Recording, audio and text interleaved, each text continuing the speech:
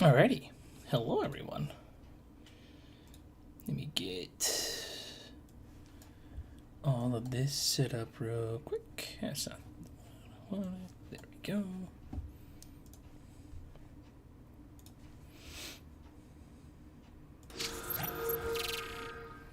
Hello.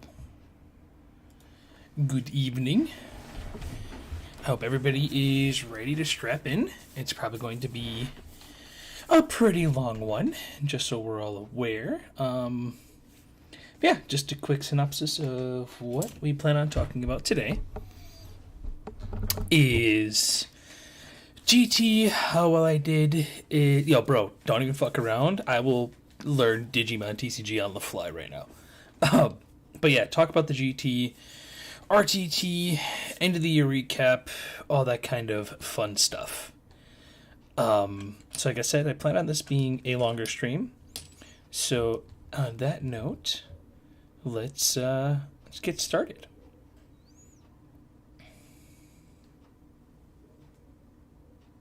I will throat punch you.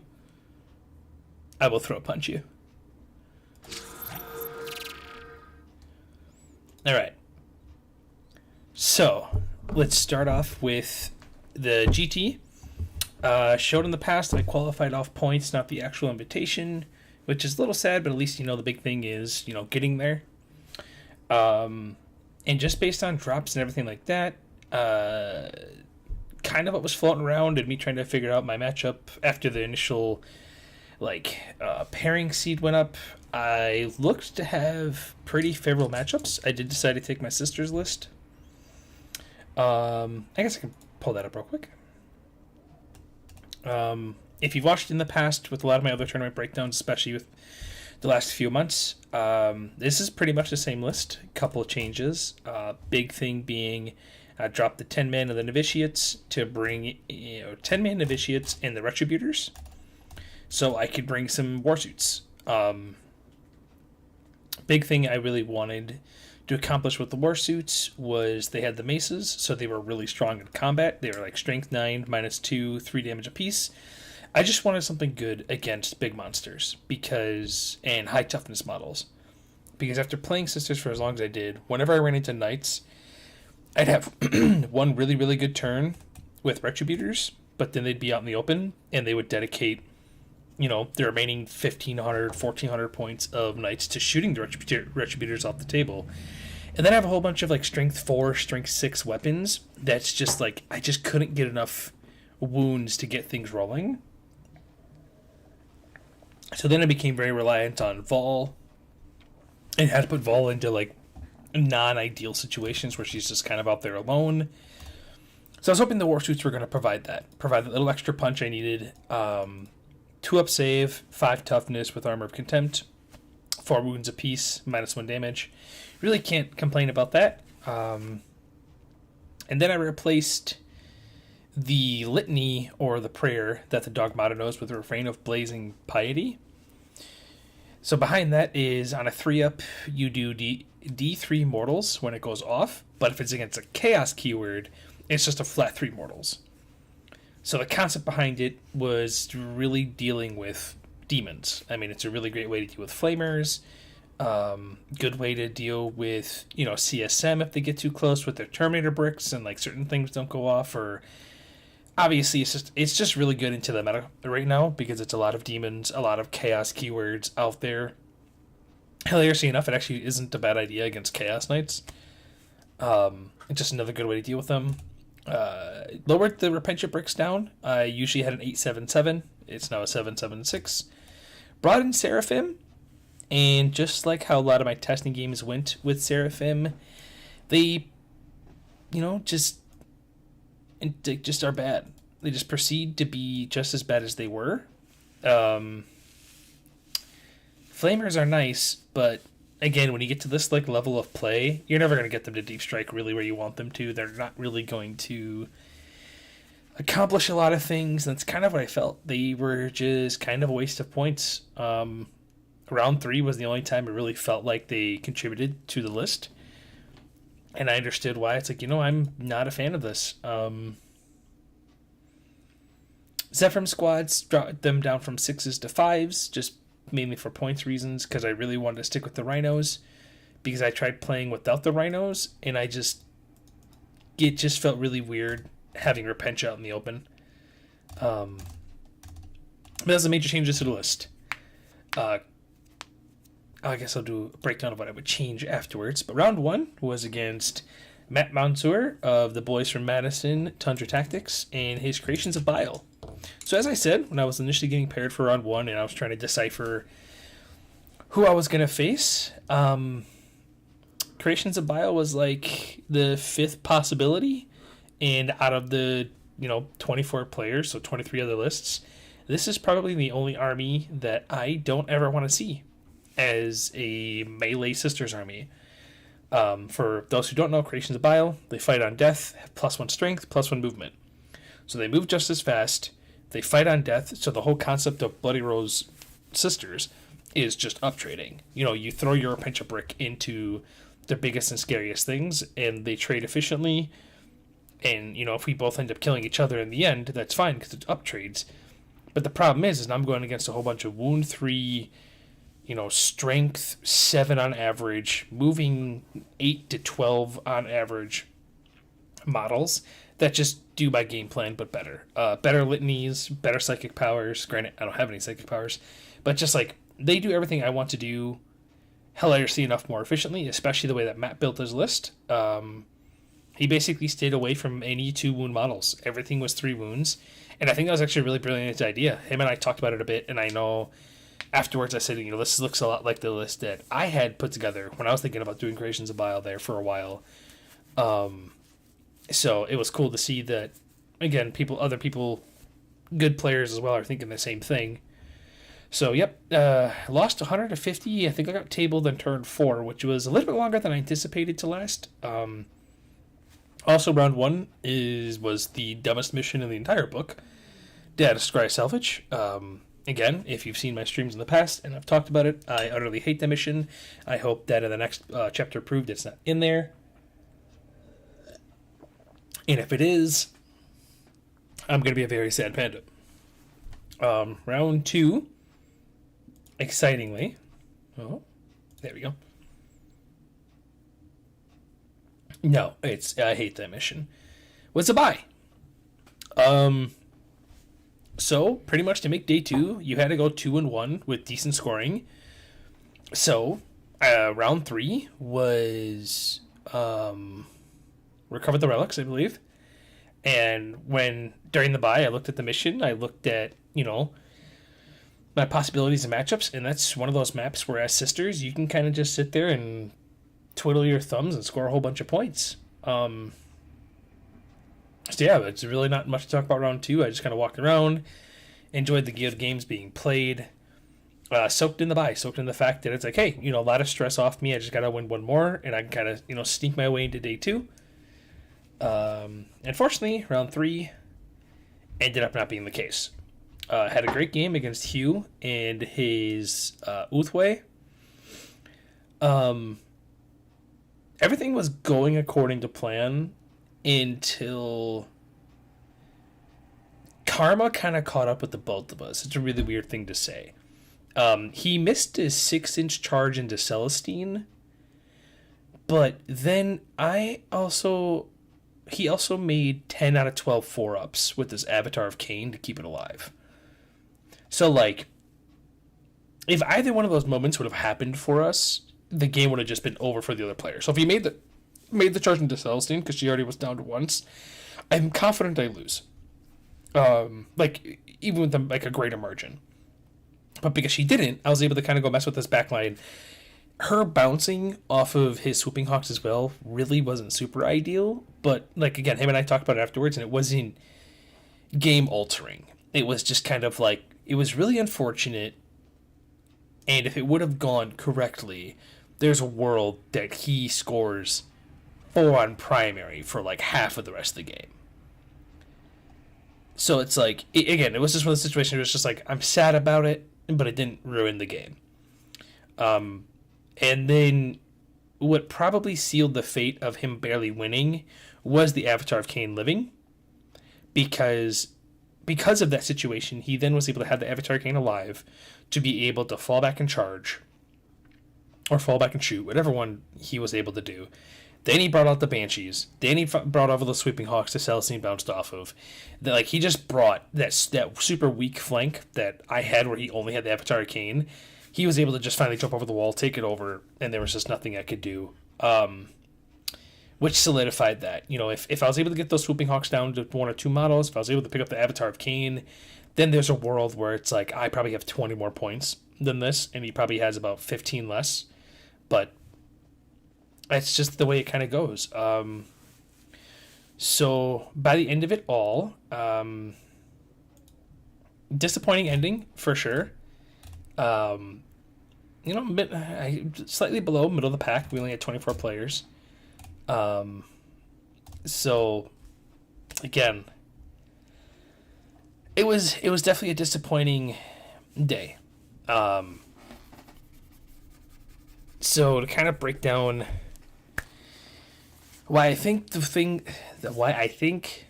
the way things broke down or shook down the way they did is those sisters is still a very, very strong army. Not saying they aren't. I kind of think people have understood how to play against them now. I think people get what Bloody Rose is about, how to play around it, how to force them, you know, to not just sit there and score points. So that gets a little bit of that, and definitely the fact that I personally felt I was missing the novitiates for sure. I missed having my 10-man unit of OPSEC girls. I definitely hated wasting the points on these guys. Contributed nothing to any of my games.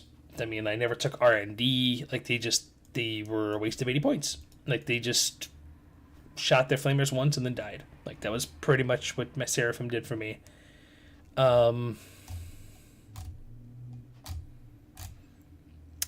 Yeah, so it's like, if I were to stick with this list, in the Warsuits, I didn't face the matchups that they were in there for,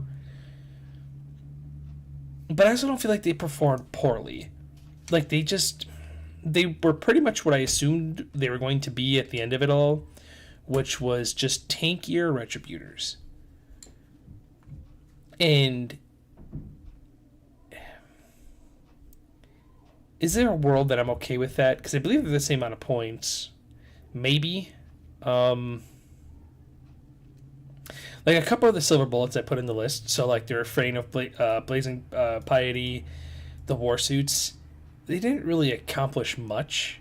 I mean, the Warsuits still did, because I mean, they still have Meltas, and they're still just giant Brickhouse melee girls.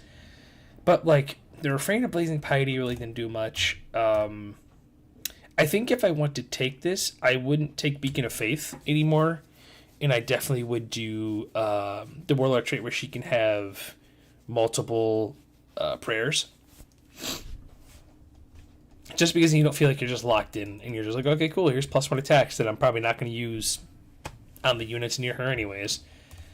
So that would be the biggest criticisms of this list. Is I definitely get rid of the Seraphim, get rid of Beacon of Faith, get the Novitiates back in there. But I still feel like everything else, you know, it played right. It played like how you want to play. Really can't be disappointed too much in the list other than the Seraphim. So to complete to complete the actual GT, because that's what truly matters, was going into round 4, day 2. This was our top 8. And I believe we had it as 1 versus 8, 2 versus 7, etc., etc. I don't remember who was 1 and 2 and all that fun stuff. I think it was 1, 2, 3, 4. I think.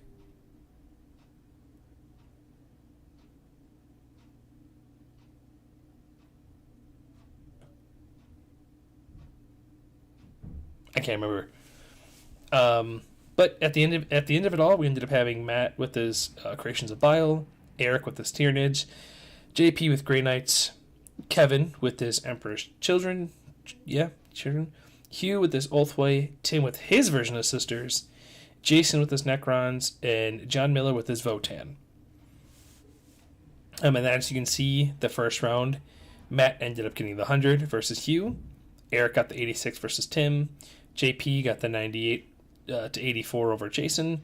Kevin the 79 to 66 over John. And then round 5, we had Matt versus Grey Knights. Cobb versus Grey Knights. Tyranids versus Emperor's Children. JP, wow, they both had 69. That's phenomenal. I don't even care about what else happened. You both lost at 69. It's adorable. The Grey Knights taking it to the Cobb, and Tyranids taking it to the Emperor's Children.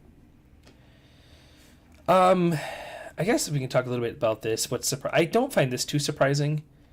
The way that Matt built this list was to just feast on these kind of armies that kind of want to play that skirmishing style, because they're just not gonna do what they want to do efficiently. It doesn't surprise me that Eric with his spore mines and big monsters took down Tim's emulators and meltas. His girls can never get out of a tank or they just die. Pretty much is how that goes. I would have actually enjoyed watching this game and how it shook out, the Grey Knights versus Necrons, just because I can't remember what mission was day 1 or first round of day 2, but I don't think it was very Grey Knights favored in this matchup specifically. So I'm very curious on how this ended up playing out. I suppose Grey Knights do have a whole bunch of mortals, and that's always a very good way to deal with Necrons. Emperor's Children versus Votann. I'm not going to lie to you. This doesn't surprise me. Especially because of my understanding with Emperor's Children, your guns are just better, I feel like, in your Space Marines. So it's you're in a shooting matchup against Space Marines who have better guns, or at least better abilities with your guns. Because I talked with John a little bit as well on why he decided to go. He went Greater Thurin League with his Votann, and he said that he was really just leaning in on the auto woundings, which is fine. It's fair. It's not a terrible strategy. He had barely any heavy special weapons. He had a whole bunch of rotary cannons on his bikes and stuff like that. He had special weapons, but none of the beams, none of the railguns, or at least from what I could see. So I wasn't too surprised about pretty much around the first top 8 rounds. So the second part, again, this is kind of surprising to me, especially with it being 100 to 69. I'm very surprised that JP was able to perform that well against Matt. His Grey Knights versus his Cobb. Again, it's one of those games where I wish I could have watched. I wish I would have known what fell apart. It was Abandoned Sanctuary, so maybe that played a part in it, because Abandoned Sanctuaries isn't that great of a mission. Maybe that could have been a factor. And then Eric versus Kevin. Again, I just feel like this is a situation where one person's just outgunning the other. It could be wrong, but I feel like that's just the situation here. Significantly better psychic powers, is very efficient in all 3 phases, has ways to limit your movement and stuff like that. So it's it's not too surprising this is how it went out. Especially if it was Abandoned Sanctuaries. I would have anticipated a higher score between both, but again, didn't watch the game, not sure. And then in the finals, as you can tell then, it'd be Grey Knights versus Tyranids. And to a lot of people's surprise here, he got there against Eric. Kind of surprised in multiple factors, and this is obviously no insult towards JP. JP's obviously a very good player. He won. But everybody knows Eric. We all know Eric. Eric is, definitely one of the best guys on Tundra. He's always takes very heater lists. He takes the top lists that he can put together and all those other things. And he's recognized by a lot of the community of being a really, high-level player. So, of course, that alone right there is just a shock factor. But Grey Knights taking it to the Tyranids. Wild. I didn't expect the outcome, and I didn't expect the board state when I went over there after my game was done for the RTT. I kind of like saw, and it was just like Grey Knights were everywhere, and there was no Tyranids on the table. So I'm very curious. Again, I just would love to know how that panned out. But again, congrats to JP, Grey Knights, taking the first invitational. And now we all hold our breath to 2024 July or June, whatever month they decide to run it. Competition, I think, is going to be a little bit stiffer as well because a lot more invites are going out and a lot less point qualifications are going out since it's such a bigger season. So the competition is going to be a lot more fierce. It's going to be a lot more top caliber. And with, all the stuff we have planned between all the teams in the areas, like, it'll hopefully be a bloodbath. Like, it'll just be a lot of fun, high scoring games or close scoring games. Nothing feeling like a roll. Like, so who knows? But yeah, again, congrats to JP on a first GT, or not his first GT, our first GT, the Warp Storm's first GT invitational victory. It's great to see it. Him and Eric, were bros, talked about it afterwards. And we all talked, a couple times in between rounds between Warp Storm Gaming, the Tundra guys. I mean, we're all very good friends, all personal friends, close friends at this point. And we're all on the same page. Like, this is what we all want to be doing. We all want to get better. And we love the community, the competitive aspect of this community. And we want that to thrive. So, it was great. Great job to both guys. Great job to Eric, representing well as always. And then the secondary event that happened on Sunday was the RTT, which offered you an direct invite to the 2024 Warp Storm GT. We kind of stole this idea. I don't want to say stole. It sounds really horrible. We kind of... What is the word I'm looking for?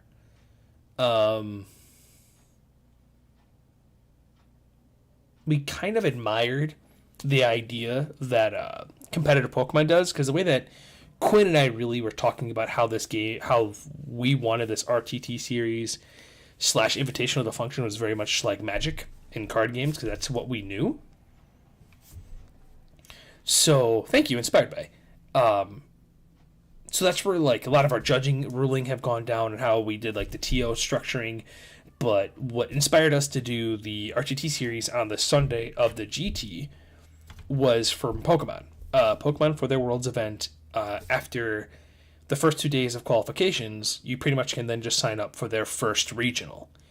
And what's great about that regional is that it's heavily more weighed. So the way you get qualified for Worlds for Pokemon is off of play points, playing in tournaments, being successful in tournaments. So this regional that's specifically at Worlds gives you a little bit more extra points based on that. So in the past, if you won one for a regional, I think it was like 120 points. This one would be like 150. So it just kind of gave you a little bit more because you are playing it basically a small international. So we, got inspired by that idea and wanted to do something similar. Where it's like, you know what, we, especially if people are traveling for this and if they plan on traveling in the future, if more people from around the Midwest are coming to this, let's not just ruin their 2-day trip. Let them play more Warhammer. See if they want to throw some dice on the second day and have some fun. So that's what inspired us to do this. It was 11 people or 10 people that ended up signing up for it. We had, technically 11. Tim did sign up for it, but then he ended up being a ringer for the top 8. We had these 10 people come in last second, and I obviously played in this. And this time, I did not take my sisters, but instead, I took my clouds. I took Twilight Sedith Harlequins. Realized that before this game, Number one, I forgot to base some models. Number two, I was playing around with this list. It was looking at other lists in the meta and was trying to learn what like certain abilities were. So this isn't even the list I wanted to run or was anticipating to run. So when I pulled up my Battle Scribe against Ryan on round one, I was like, I don't know what I'm doing. So it was a very quick, swift like learning curve to get on online here. But the main thing is that the Troop Master was the same, which was nice. He had the Fusion Pistol, which I wasn't anticipating, Foot in the Future, where whenever he advances, he gets D3 plus 3 to movement to that advance instead of a D6. And whenever I charge, he adds 6 to the charge. So again, it was 2d6 plus 6. Gave him the Power Sword so I can give him the Twilight Fang. And what that does is he gets additional attacks based on the battle round. So if it's battle round 1, he gets 1 additional, battle round 2, 2, etc., etc. Stacking with Twilight, which Twilight lets me consolidate and pile in 2 extra inches and gives me 1 extra attack when I'm charged, when I charge, or if I heroic. So pretty much this guy can just get a bucket of dice for attacks. He also has the Veil of King, so he's always wounding on 2s if you're not a monster or vehicle. Again, I think this is a really awesome Warlord trait. I think it's super cool. I don't know how great it, depending on where the meta goes, I don't know how great this is going to be. Could be good still. Who knows? I mean, Chaos, as long as he doesn't run into the big boys, it's going to be really good. And then as you can see, it's just a whole bunch of troops. It's a total of 6 troops, 1 10-man troop, 5 5-man troops, 1 10-man troop. The 5-mans are all built the same. They have 2 fusion pistols, 2 neuro pistols, 2 Harlequin kisses, 2 Harlequin embraces. The reason why they're split up that way, especially when it comes to the melee profile, is it opens up stratagems for them. So you're mainly just looking for the keywords, making sure that you have those available to you. And then fusion pistols are meltas, essentially 6-inch range pistol, d6 plus 2 damage, strength 8 minus 4. Neuro disruptors are a strength 6 minus 3 damage 1. But if they hit a non-vehicle, it just is mortals. So it's just 1 mortal. And then as you can see for the 10-man brick here, all they have is the Embrace and the Kiss and no upgraded weapons. Mainly because you want to use this unit as your mortal missile. You can just throw this 10-man unit into them, spend stratagem for, I believe it's the Harlequin's Embrace keyword.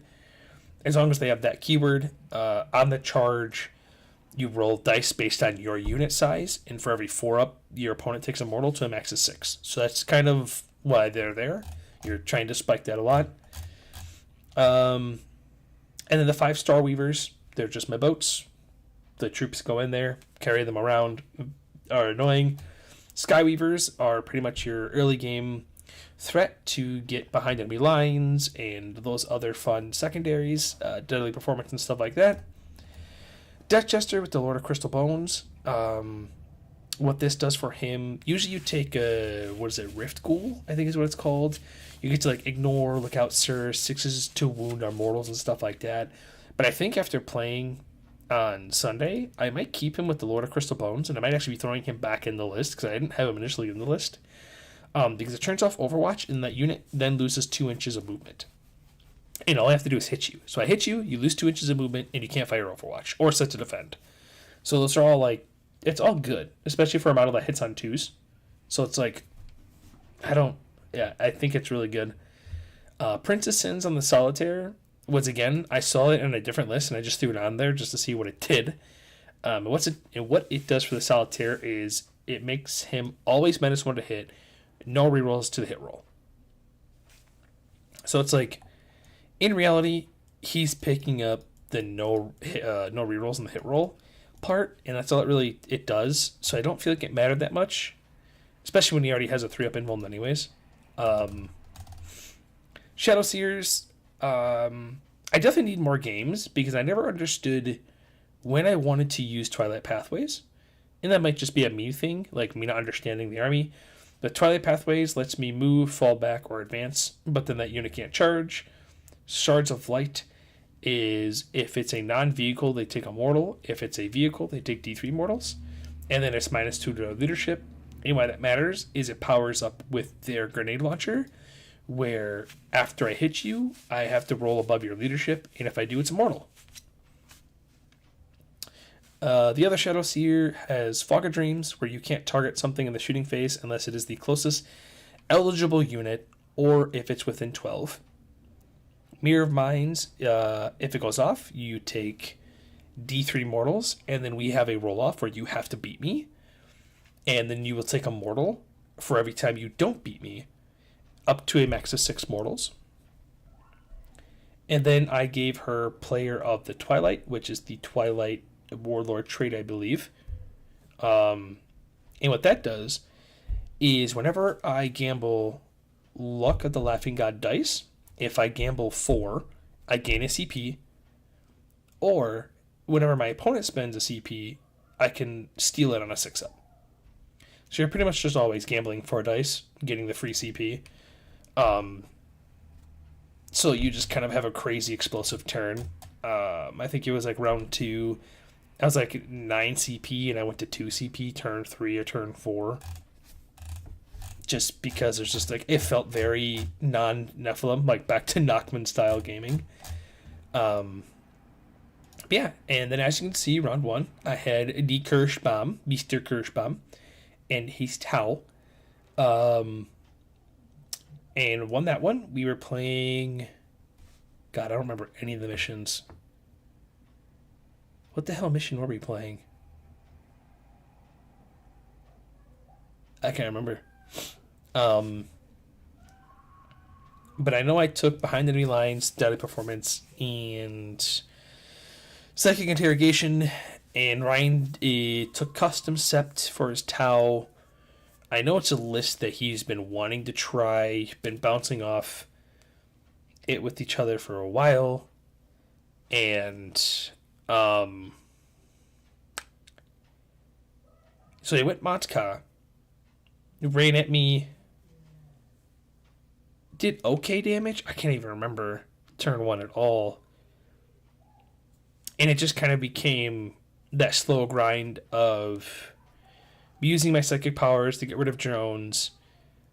Yeah, pretty much. It was pretty underwhelming. Using psychic powers to get off drones, making the charges with 2 troop units on each flank, picking up the crisis suits, and then it was just kind of typical shenanigans from there. I would have scored a 97 if I was painted. So that's something to consider as well. All these scores are technically 10 less points.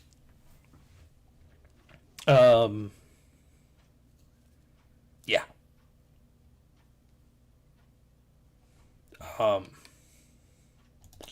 Round 2 was versus Garrett and his NIDS, which again, 77 to 63, but with the 5 bases, 87 63.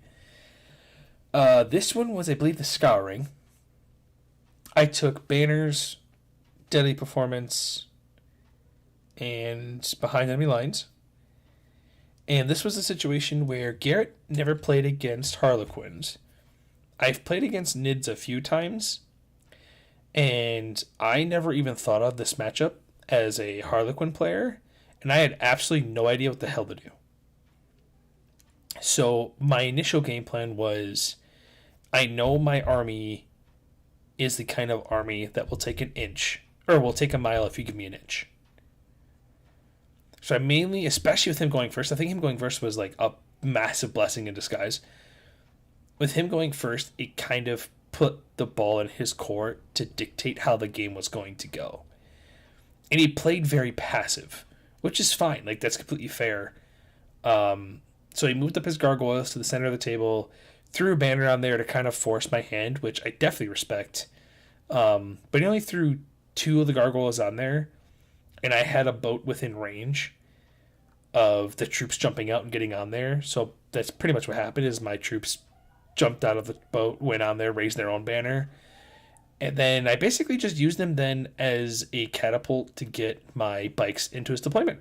zone to score the points to bring it down in daily performance.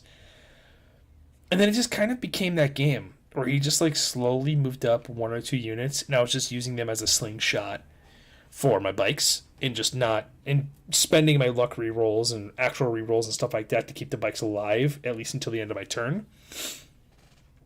And then I think it was finally on turn 4 where he came out just a little bit, and I finally was just like, all right, he's giving me a whole bunch of charges. Let me see how much damage I can do to him. Because at that point, I knew I couldn't lose. I had too many points on the table. I had 3 12s on primary. So I was like, you know what? Like, let's see how scary I can be into him. And it was actually pretty good. I picked up 3 warrior blobs. I picked up a tyrant guard. And I didn't pick up the tyrant. I picked up 2 models from the tyrant guard. But I basically like collapsed both of his fronts on his flanks. And so all he really had was like his big bugs in the middle. And he did make a turn to charge with his Hive Tyrant into my Harlequin troops. They survived, and then I spent 2 CP on Insane Bravery to keep them there, and then I killed him with my 2 Shadow Seers and 2 Fusion Pistols. And we both kind of stared at each other staring, like I don't think that was supposed to happen. But it did. And we didn't really know what to do from there. Because then I got to play extremely passive even more. So, yeah, that's definitely a matchup I want to test. Like, regardless of mission, I just really want to know how to play against this army as Harlequins. And then round 3, the coup de grace. The finals for this RTT. Oh, we never actually put the points in. That's adorable. It was myself versus Adrian. Adrian brought his knights that he brought for the last couple tournaments, and I was playing Harlequins, and I've faced Freeblade Knights multiple times now with my Harlequins, and it's always been a close match. It's always been, I want to say close. It's usually been like within 6 points until turn 5, and then it flips the switch, and I lose by like 15-ish points. So I kind of had a game plan. I knew Adrian was rather newer to the army. Adrian's still a good player, but I knew he's rather newer to the army. And me being the degenerate I am, even though I'm newer to Harlequins, I know a lot of their tricks. I know a lot of the stuff that the army can do. And it was just coming down then to me not overcommitting and not undercommitting and just kind of playing. The way I viewed it is I wanted to see if I could play the mental game with him.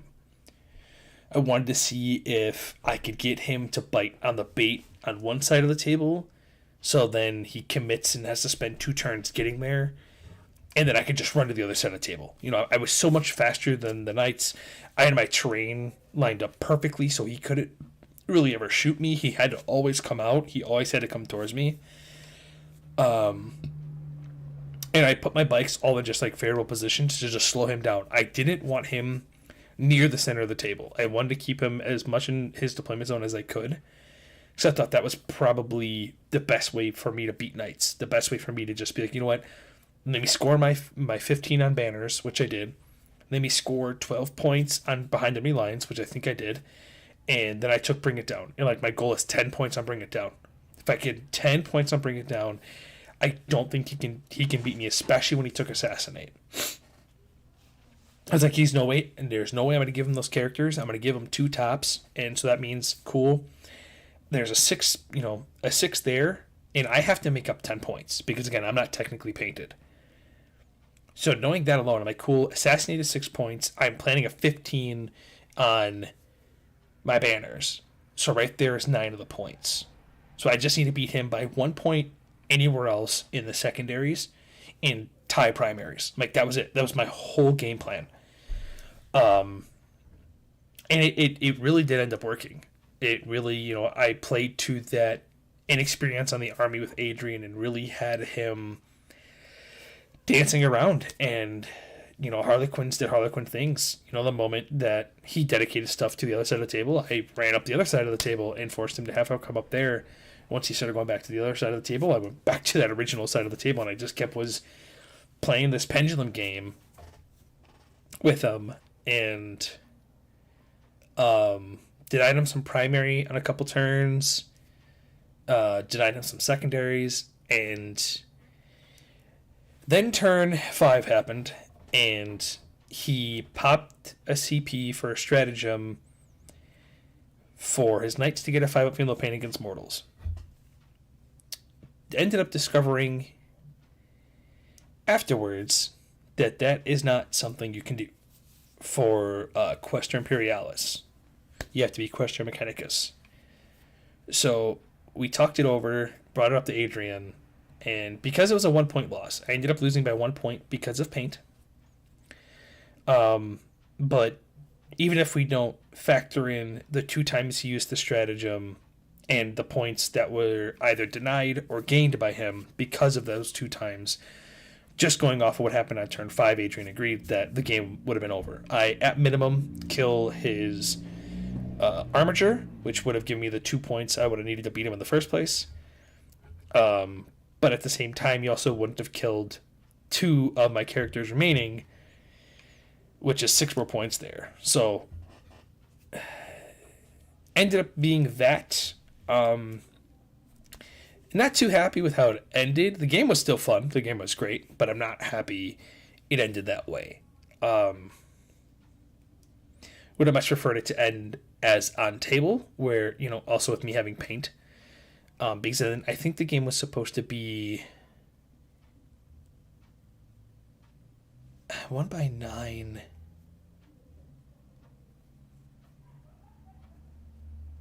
But then lost by 1. I don't remember what the score was.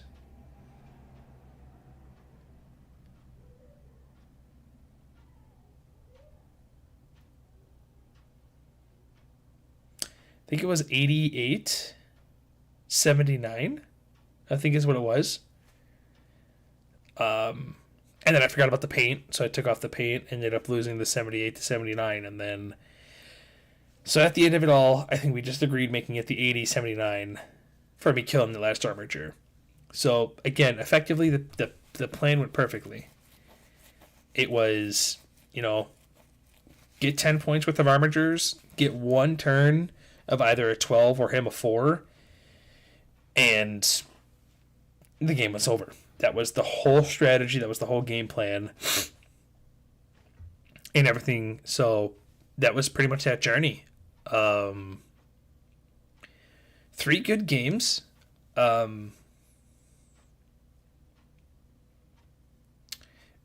Definitely would change a couple things back from our Harlequins, which I've already done.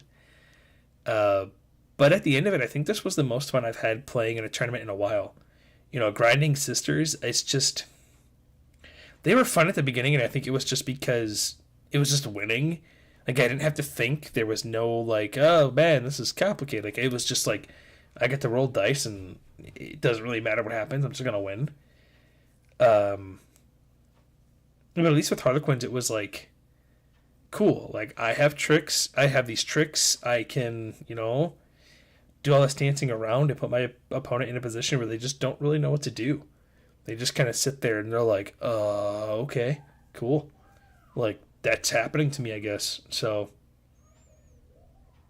yeah, that was the first RTT of the year, and it did end up taking it. So I have my invite locked for 2024, which is nice. Definitely relieves the pressure, and definitely can try playing more, I don't want to say fun lists, but a lot more test lists at these RTTs, and really hone in on the skills of the game and really learning the armies I want to play. So, yeah, so that was the weekend. It was a nice, long, very fun weekend. A lot of great games of Warhammer. I had a great time. I think everybody had a great time. Couldn't do it without, obviously, Ryan running it all, Quinn hosting it, Sean hosting it.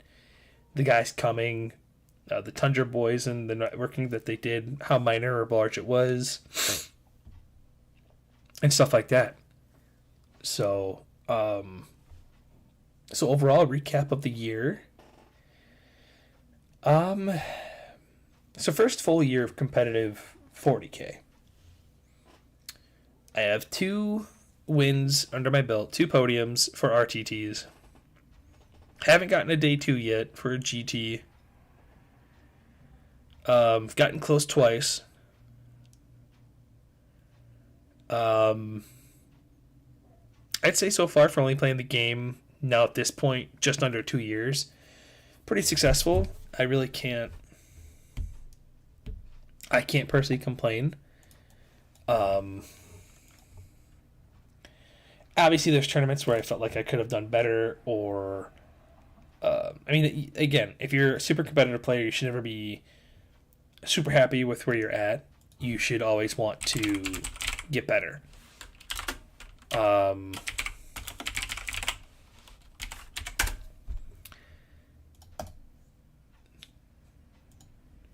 But yeah, overall, in the year, I've met awesome people, even Kevin.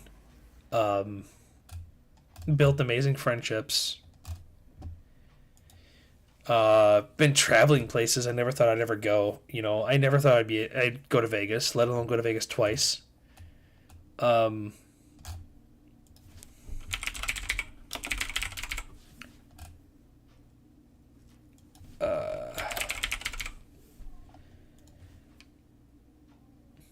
Again, never would have thought I would have met the people I met. But it's super refreshing. It's a super refreshing game comparative to competitive games I've played in the past. It's fun. I've loved every opponent I've faced.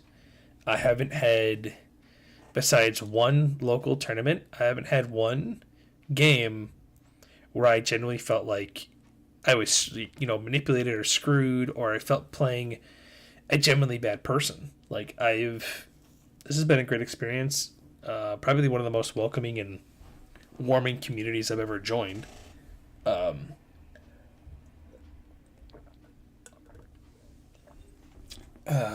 lot of army hopping, trying to find my identity in 40K. I know for Magic, it took me a while, but I kind of got to that, that mentality of trying to figure out what kind of player I am. And I think that's probably from playing Magic, where it's like, I'm a control player. You put any kind of control deck in front of me, I'm going to be able to play it. I'm going to be able to play it well, etc., etc. But 40K isn't like that. You can't just kind of have a play style and just kind of pick up an army and be like, boom, mastered it. I'm in. I've had multiple examples of that where it's like, oh yeah, these 2 games felt really good, and then it's like these 2 games have felt really bad. Good example of that was around this time last year. I was grinding the hell out of Thousand Suns. Though I loved how they played and I thought they were fun, they couldn't click with me. I still love my Custodes. I've been itching to put them back on the table.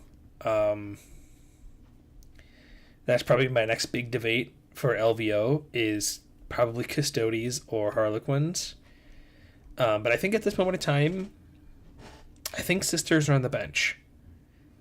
I think we're throwing them on the bench. I think they're going to sit there for a while. I don't know.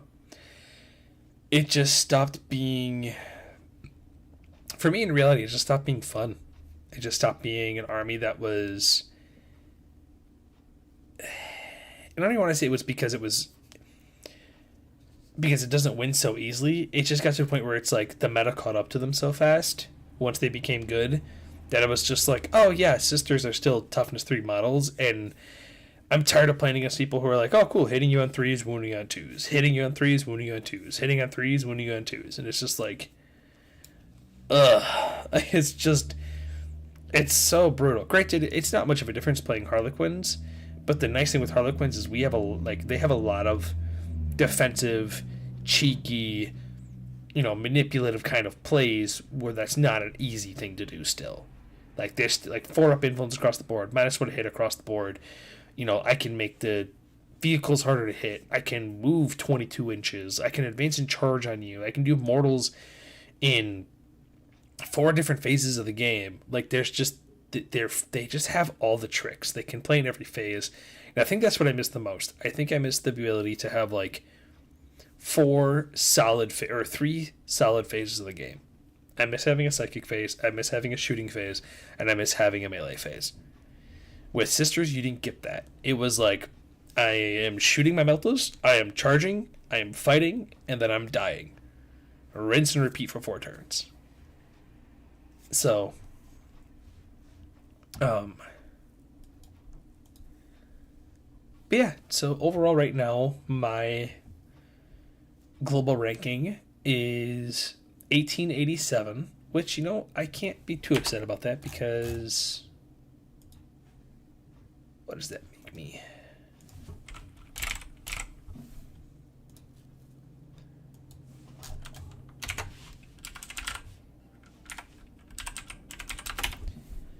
I mean, puts me in the top 10% of global players. I can't be upset about that. I don't think I was ever that close in other games I've played before.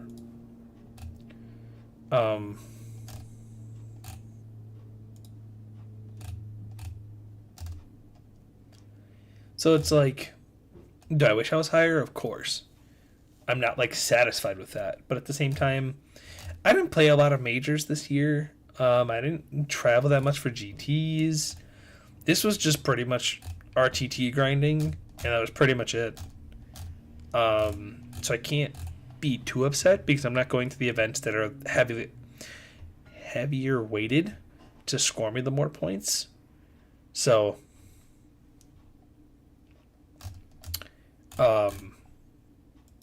definitely plan on changing that for next year. Where did I end up? This is going to end up making me real sad here, but where did I end up here?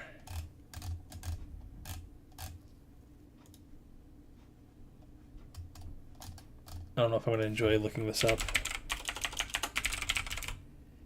Yep. Not a fan of that at all. Because my goal was, when I initially jumped on Custodes, was being top 10 or top 100 in Custodes, and I was very close when I made the switch over to Sisters. And I have dropped like a brick like I anticipated.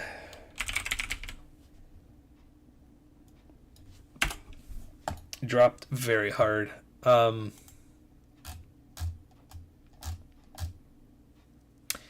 yeah, it's one of those things where it's like, for the next 2 weeks, can definitely feel a lot more calm about the game, more relaxed about the game, and just vibe playing some 40k for a little bit. A week or two, and then it's on the grind for LVO. Trying to, represent, trying to go there and have a solid showing.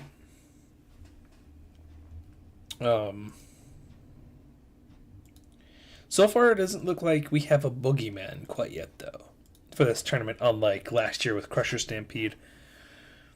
We had Crusher Stampede last year, so that was definitely the boogeyman that nobody wanted to see. So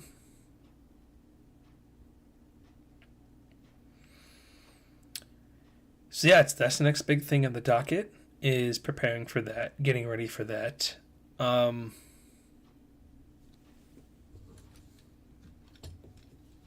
trying to think if there's anything else to recap about for this year.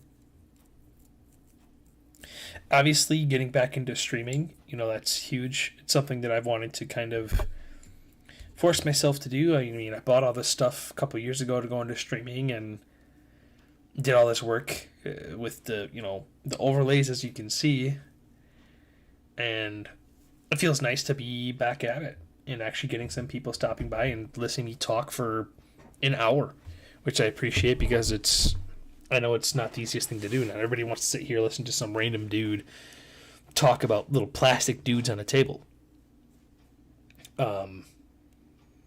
Did get a lot of great compliments last week when I was at the shop, which I greatly appreciate, 'cause that's what it is for me. I want people to be able to come and watch these things, and at the end of it all, if we're just doing tournament recaps like this, like learn something, whether it's about the army, some kind of like little nugget of knowledge about the game, or in situations like this where we're just kind of vibing and talking about the year, maybe thinking about your experiences and how that all went, and kind of like how Adrian was talking about it last night, your goals, your ambitions, your hobbying. I mean, I know I joke about it a lot.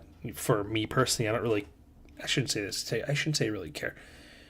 It's not my primary focus, the hobbying side. I'm not going to spend 200 hours painting an army to make it look completely beautiful with highlights and stuff like that. That's not why I'm here.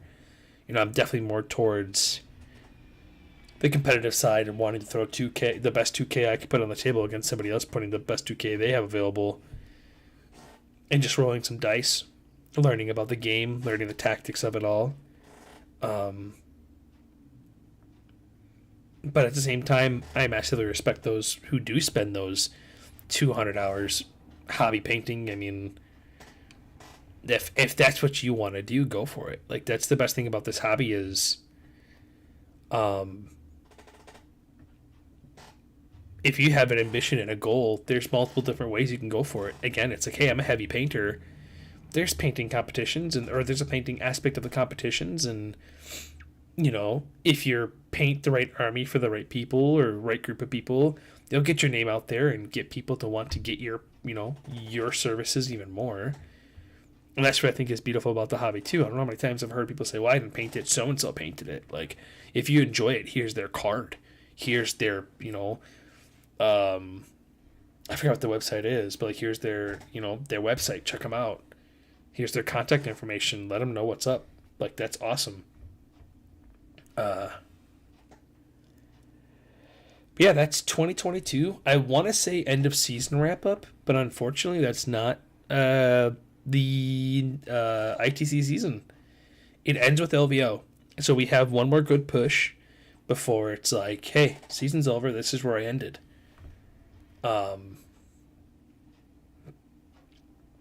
But that's that. Yeah. So it's pretty much getting ready for LVO after this and all that other fun stuff. I had things I wanted to talk about after the tournament recap, and I can't remember what the hell they are. Oh, something I wanted to do, and I guess I kind of did it last week when I talked about, or 2 weeks ago when I talked about the last RTT. But I wanted to kind of completely shifting gears. Look at the Meta Monday and who won tournaments and whatnot, and kind of look at their lists and see their journeys and crazy stuff like that. That's an ugly ass Judge promo. Sorry. Completely irrelevant, I know, but that was bad.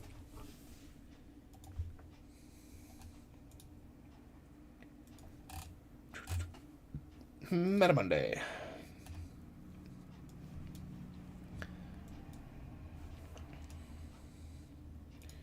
Go ahead and bring back the live scene. Barbarium. Alright. So, top, bottom.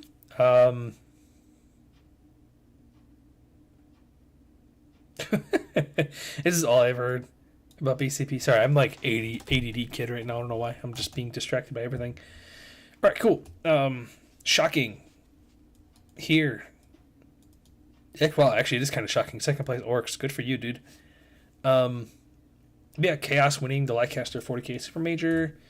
Mary Slanesham. What? Why is that so complicated? Leaks of Votan with the second place Death Guard. I think this is the second high placing of a Death Guard in a row. Good for them. Warzone Atlanta. You got Nade's Craft Worlds Votan. Again, not too surprising. GT in Barcelona. Creations of Bile. Tau Craft Worlds. Not surprising. The big old elephant in the room. This is kind of what I wanted to talk about as well. Guard winning a tournament. Demons in second, Nids in third. Orcs actually won a tournament. I didn't even see that. GT Beneficio. I'm sure going with that. If you don't like it, bite me. Orcs, Nids, Imperial Knights. Cleveland Chainsaw Championship. Nids, Gene Stealers with a 302 second place. Go you. Proud of you. Guard with the 4-1. Heroes of the mid-tables. Nids Sisters. Necrons. Stoties. Warhound at Game Grid. Custodes with the 5-0. And then Guard 4-1. Chaos Knights 4-1. Hertfordshire. Sir, we'll go with that. Hertfordshire. Winter GT. Necrons 5-0. Chaos Demons 4-1. Drukari 4-1. YYC LVO Prep. Harlequins, Emperor's Children, Blood Angels.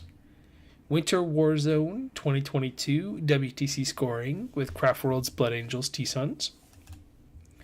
And then lastly, from the Meta Monday Webboy Games Invitational, Yunari, Dark Angels, Black Legion. That is a wild top 3. So obviously the big old elephant in the room is figuring out, well, we had somehow somebody guard win a tournament. How did that happen? Let's take a look.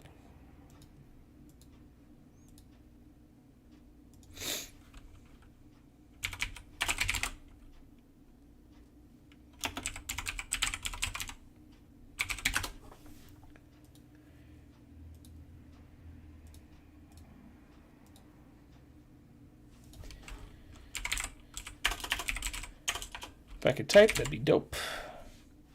When was this? Why is this not popping up?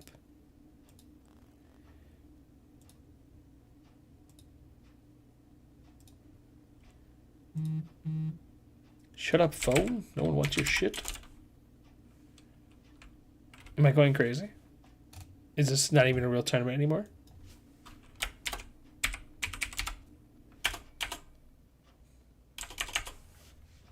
I looked it up on my phone.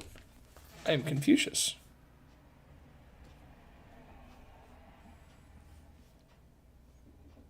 Really, phone?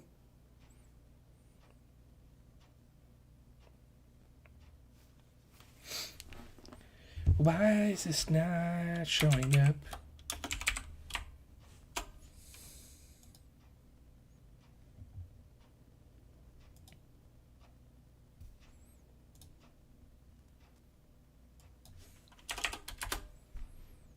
Find an event.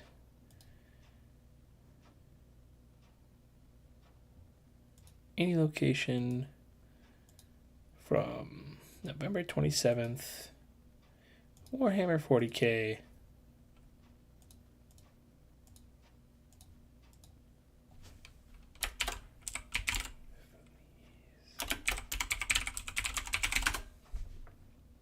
All right, cool.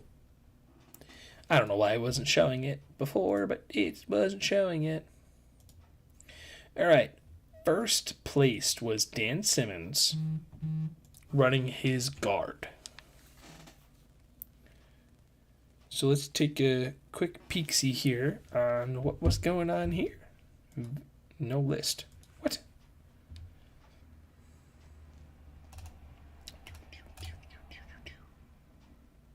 Boom.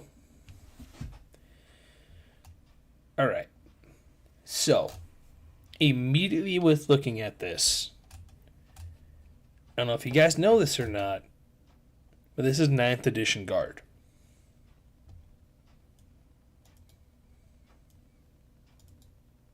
Or am I wrong? I could be wrong. I don't know guard well enough at all. Because I thought that this dude is new.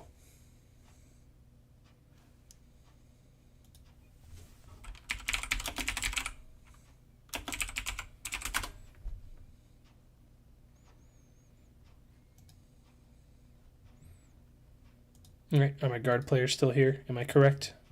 Is this dude new? I thought he was.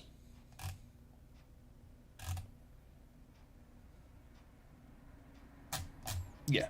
Everything I'm seeing on Google says this dude is new. So, Lord Solar Leon. What can I get? Can I get a data sheet at least from something? Lord Solar data sheet.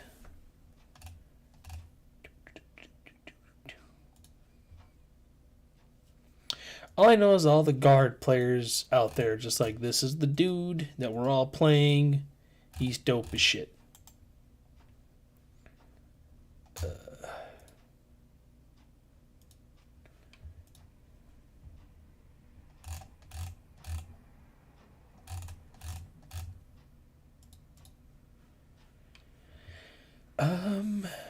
Again, I don't know what the hell this guy does. I don't know this codex. I don't want to try figuring that out right now. But all I know is he apparently is going to be played. He's going to be everywhere. So the big thing right there alone is with him being in the list, we know that this is a 9th edition list. Also with the Deathstrike, I think Deathstrike is a new model. So that's what immediately caught me off guard. Was, okay, this is brand new guard.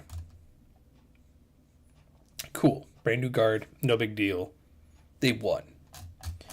But the guy's name is Dan Summons, right? Dan Salmons. Sorry. Let's go here. Let's see how well Danny Boy did here. Dan.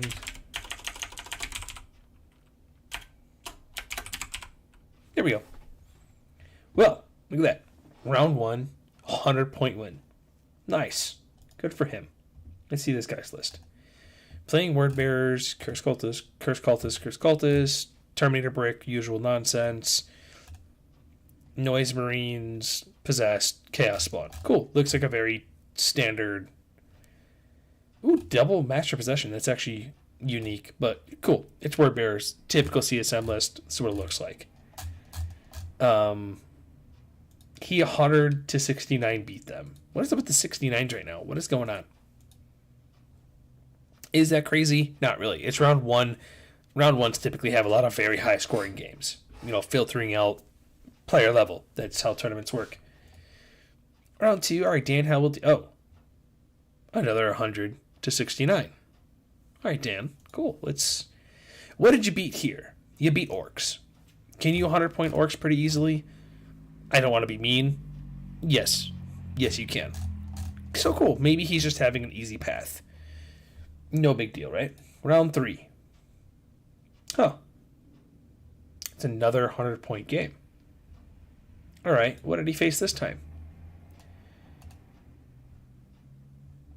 Wait, what? How did he face...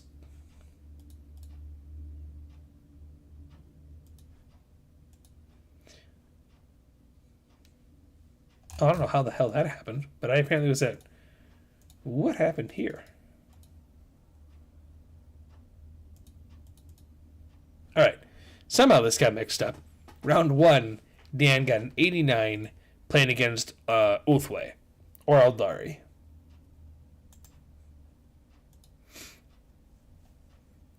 Let's see here. Craft Worlds.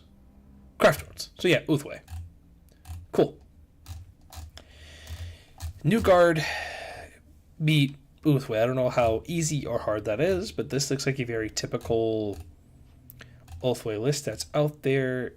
Yeah. So, is there a world that's possible? Of course. It's 40k. Anything's possible.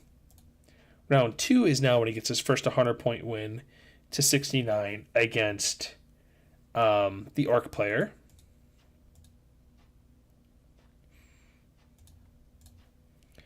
Round 3 is his second 100-point win, this time against the Word Bearers. Okay, that was round 3. Round 4 is a 92-point win. Okay, what does he face? Facing Tyranids.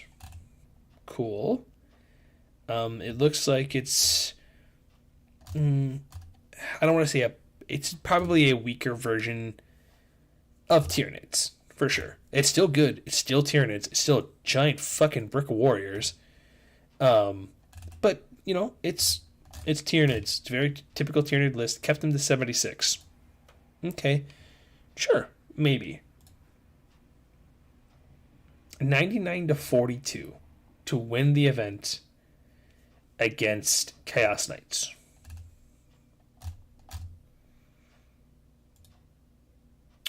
Is that path doable for old 8th edition Guard? Realistically speaking, do we think old 8th edition Guard could have gone through the path that this guy went through and put up the same points? I'm not even worried about winning. Like, cool, any army can win any day. It comes down to the player.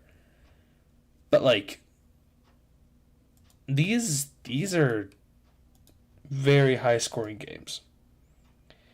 And, besides, I think, 2 of them, they're like slaughters. So, 22-point difference, 31-point difference, 31-point difference, 16-point difference, 57-point difference. So, the next question, and I don't think it's obviously answered, I don't think he puts it in here either, is...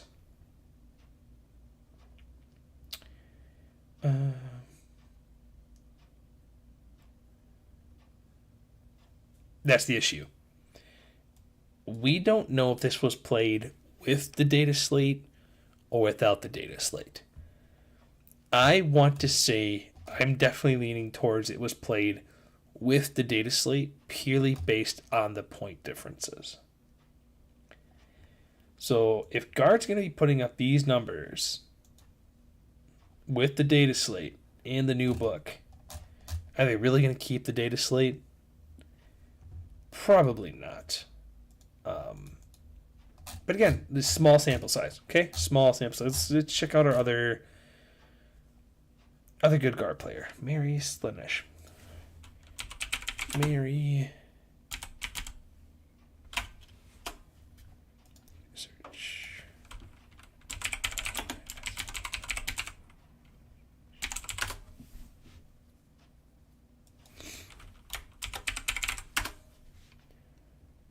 Here we go.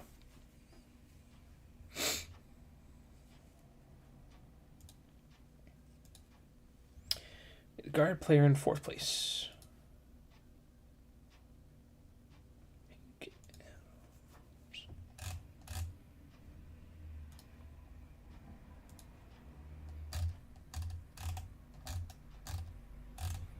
Well, I can do the alphabet. Hold on.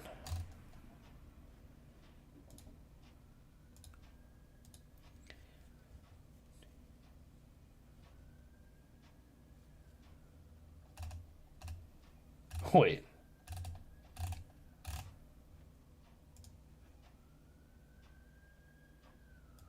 I clicked on the right person, right? Okay. I initially didn't. This is the list of the guy who went 5-1, 4th place. It's a fuck ton of tanks.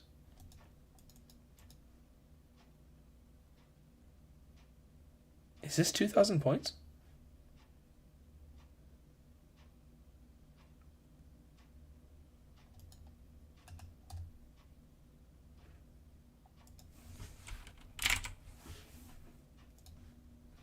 There's no way this is 2,000 points, right?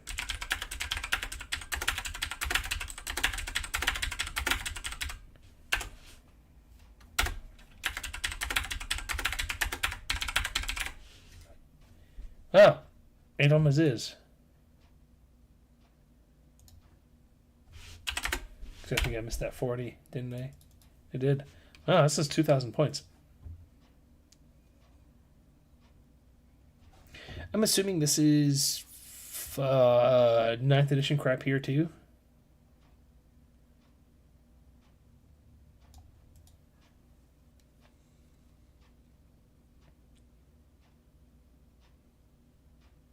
Jesus Christ. How wild was this? Alright, let's check this dude's journey out real quick. Shall we? It was Dan something? Hank.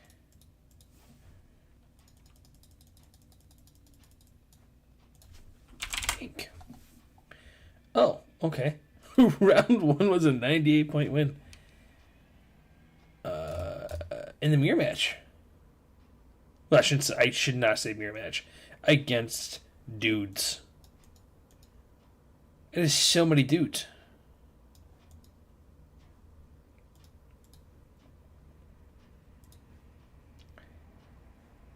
Another... Wait. Why does he keep doing this?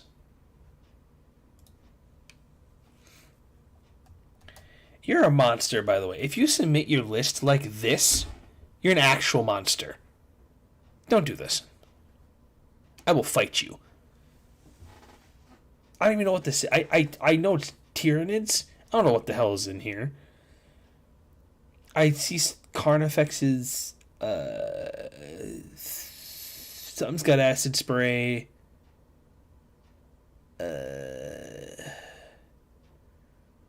Something... Tyrant Guard. There we go. It's a keyword.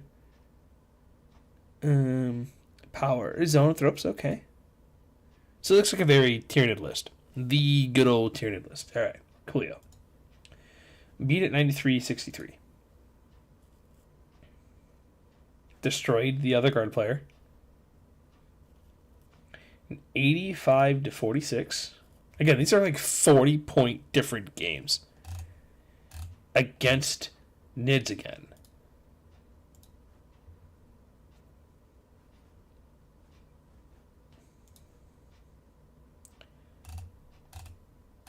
That's a lot of Plague Marines. Holy Jesus. 2 Playcasters. 1, 2, 3, 4, 5, 6 units of Plague Marines.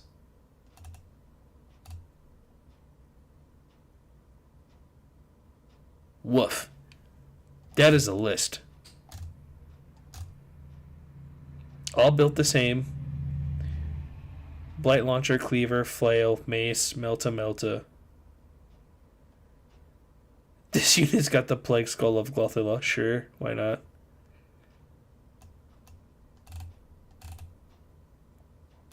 This is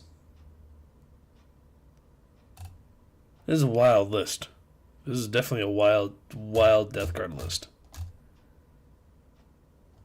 I don't remember what the Ferrymen do, but he's got -5 CP. Wait, how does he end with 3 CP?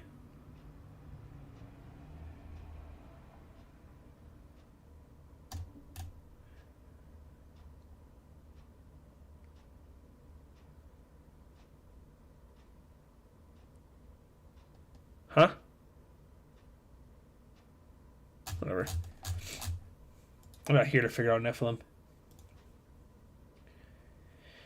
He finally loses. What does he lose against? Votann.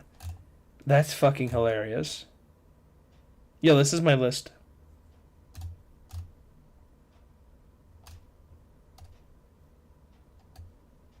Okay, no, it's not. Never mind. Let's see, I'm about to go beat this person up. Play my list. Alright, well, confirmed right here, right now, Votann better than Guard. Their guns are better. It's already been proven. Sorry, guys. And then Genestealer Colts. Wait, was the Genestealer Cult player really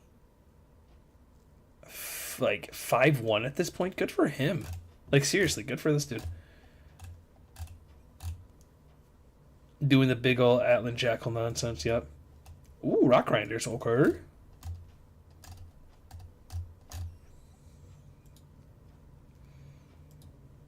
Well, that was the last round. Good for this guy, though. Legitimately. Bumping up those GSC numbers. We need it.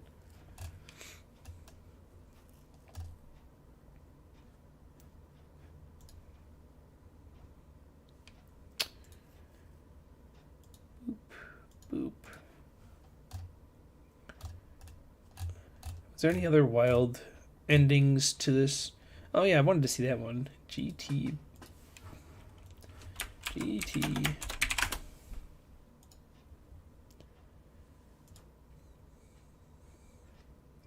Alberto.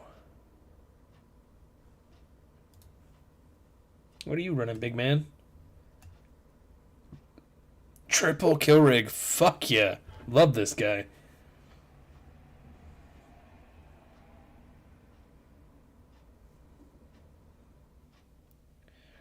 So this is just a whole bunch of boys. Yeah, this is a whole bunch of boys into kill rigs. I love this. This guy's my hero.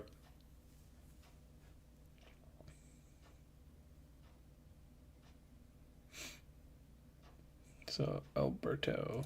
Let's see what Alberto all had to go through to get this W. Oh my god, there's two of them. I think we want Nicolas. Yes, because I had a draw. That's a 99-90 game. That's a good game of Warhammer. Facing Nids. Wait. You can take Carnifexes as multiples in a single unit? Jesus. Today I learned. That's a good game. Oh, that's the last round too. Whoops. Okay. Yep, not you. Another semi-close game, 90-73. That's not what I'm clicking on. BCP, work with me here.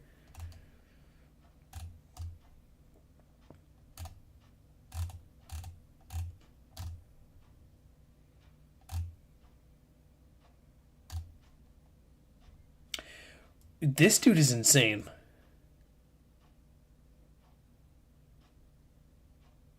What are you trying to accomplish with a 5-main of Skyweavers? Holy Jesus. Sheesh.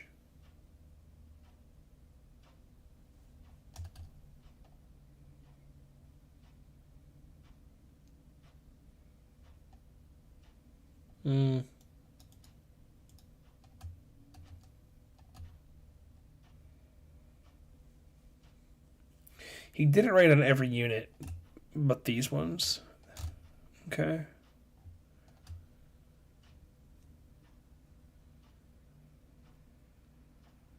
Oh, that's a bold move, Cotton.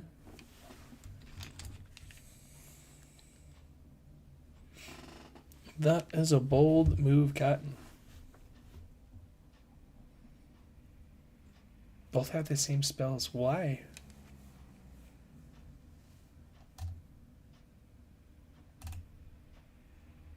Not against doing this, actually.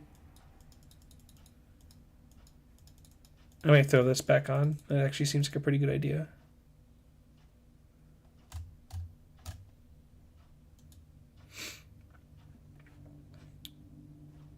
Really, Harlequins were not able to just chunk through all that, huh?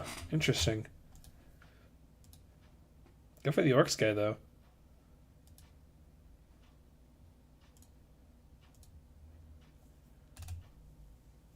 Battle Sisters.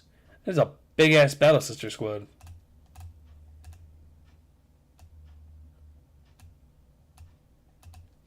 Wow. This is a list of sisters, all right.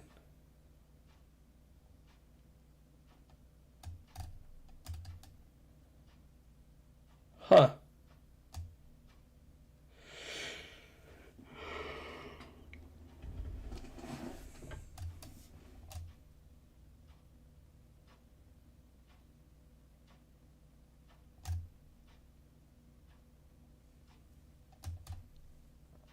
Oh. All right. I was getting confused. I am no longer confused. That's not surprising. For all my test games have gone against Orcs when I played Sisters. That's not surprising at all. What were you playing, sir? Demons? He actually went through demons? He went through a very good list of demons. Wow.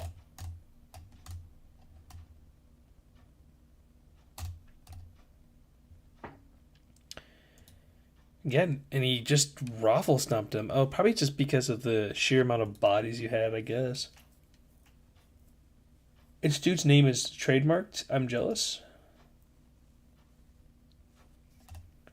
He even went through free blades.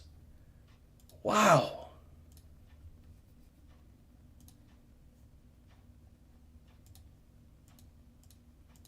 What a tournament for this guy. Seriously. Free Blades, Demons, Nids, Votan. Or not Votan. But wow, that is a crazy tournament for that guy. Good for him. I'm curious, this one what this guy's list is.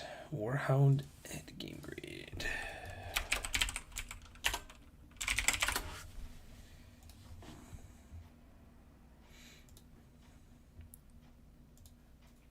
Lightly salted. What was the name? Derek something? Derek Holder. Well.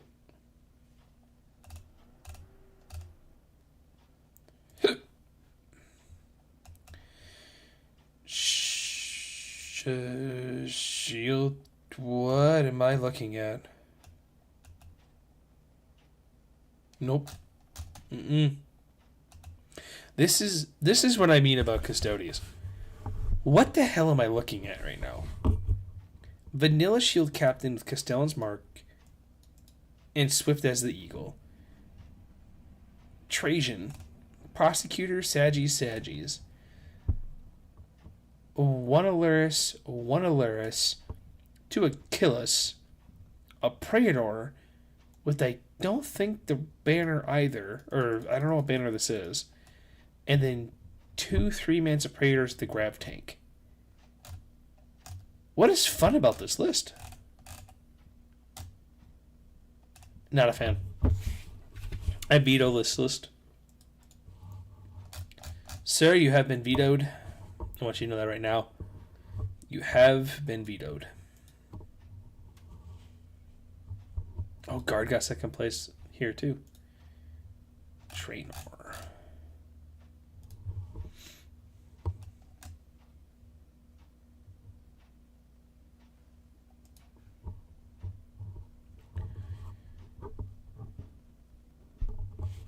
Lord Solar, Command Squad, Nerds. Commanders, Command Squad, Nerds.